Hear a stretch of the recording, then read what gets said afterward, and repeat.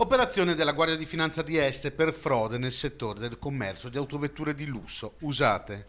Sequestro per beni di 2 milioni di euro per due imprenditori, contanti rintracciati anche con l'ausilio di Cash Dog, 14 conti correnti, 14 immobili, tra cui spiccano, nelle province di Padova e Vicenza, un albergo e due autosaloni utilizzati da base per le frodi e uno yacht di lusso ritrovato dalle Fiamme Gialle durante le perquisizioni. Le indagini, iniziate a luglio dello scorso anno, hanno permesso di smantellare un'organizzazione, con base nel Vicentino, che pur esercitando l'attività di commercio di vetture usate, agiva come privati cittadini, dichiarando di aver assolto gli obblighi fiscali per l'importazione delle vetture all'estero in Europa dell'Est tramite società di comodo. Sono state immatricolate quindi 350 auto di grossa cilindrata evadendo l'IVA.